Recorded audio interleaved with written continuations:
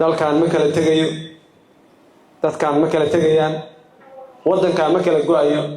maseefa Soomaalidu kala go'in kara mas'aaga faantii la qaataa leeyahay waxaan ka jaraynaa halkaas god baan u dhaxeynaa biyaha soo dhaxmaray waxa macquul mid la tahay ma kala dheereynayo waa is ag joogaya qarniyo horna waa isla joogay qarniyo dambana waa isla joogaya Soomaali baa dawladnimadu waxay ka bilaabataa booliska marka waxaa rabaa sharcigaas aan xambaarsannahay odayaalow gabdhow in si fiican loo ilaaliyo waan salaamayaa saraakiisha koonfur galbeed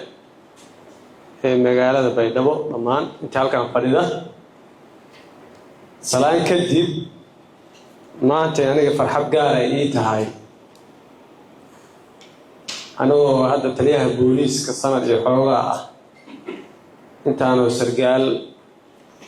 inaan magaalada Baydhabo kula kulmo oo aan isku xog wareysano farxad gaar ah ii tahay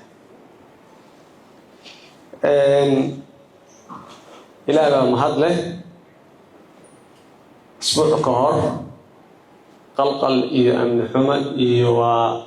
la burburiyaa iyo waxa la noqonayaa baa rajeeyay laakiin ma hadda waxay sugnaatay rabbi marka ku xigtana dowladda Soomaaliyeed iyo dhammaan intii halkan joogtay oo suurta gelisay si nabad ah wax walba noogu dhamaada booliisku number 1 uu ka ahaado haadan kuwa ka yimid degmooyin kale ee koonfur galbeed iyo kuwa halkan jooga mahad bay leeyihiin sababtoo ah Soomaalidu waxay ku maamaadaan nabada naas luugan nabad haddii la helo wax walba waa sahlanaanayaan sharciga aan hadeer anagu huwanahay oo ugu hormuud ka nahay booliiska waa shaqeynaya haddii nabad la helo haddii laakiin nabad la waayo gabar yar oo iyo gabar kale oo isdagaalay ma soo xiri kartid laba wiil oo tooriyo isku wata ma soo qaban kartid qabiil la dagaalamana warkiisa iska badaa wax lagu yahay oo wax lagu qabtaa oo sharcigu shaqeeya oo markay nabad jirto nabadana iskama timaado nabad iska timaada miyaa garanaysaa nabadu waxay ku timaadaa shaqo sharcigu wuxuu ku shaqeeyaa shaqo in la shaqeeyo oo la dul taagnaado oo dhiig loo huro oo loo dhinto ilaahay ha u naxariisto wiilkii xalay naga shahiiday ninka dhaawacan allaha noo boogadhayo waa inta ugu yar oo nabadda macnaha laga dareemi karo nafta loo huro wuxuu badbaadiyay qofkii dhintay intaas oo qof oo magaalada ku nool oo madax iyo majaba leh laakiin inteena badan Soomaali haddaan nahay kor wax ma fiirino madaxeena hoos buu jeedaa haddii madax waxay kor halka aan qor yar iska gelino madax kor qaadi lahayn wax badan baan arki lahayn wax badanna waa xalin lahayn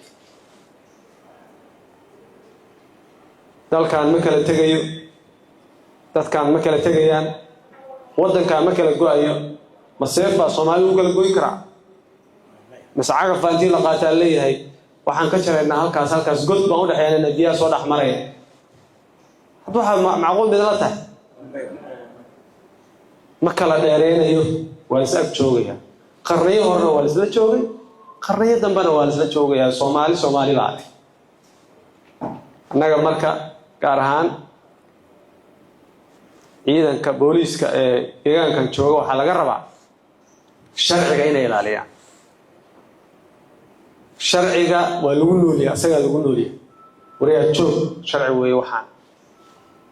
wariyaa ka joog wariyaa ka joog war qabiil ka joog war odan nabadoon ka joog sharciga aan ku wada noolnahay ha ahaado kan nafta ku badbaadinaysid oo ugu horeeya ha ahaado kan baabuurta ku kala celinaysid oo traffic ah sharcigaas cidda sharciga xambaarsan guud ahaan dowladda Soomaaliyeed gaar ahaan xagee ka bilowdaa sharciga booliska bilaaba dowladnimadu waxay ka bilaabataa booliska marka waxaa rabaa sharcigaas aan xambaarsannahay odayaalow gabdhow in si fiican loo ilaaliyo dadka reer koonfur galbeed gaar ahaan magaalada Baydhabo dad ku nool waa dad dowladnimada jecel dowladnimadana garanay macnaheedu leedahay dad shida maaha lama rabo marka dowladnimada in lagu dhibaateeyo oo booliisku dhibaateeyo dadka marka dadka ha loo turo sharciga ha lagu ilaaliyo waa dardaaranka ay siinayo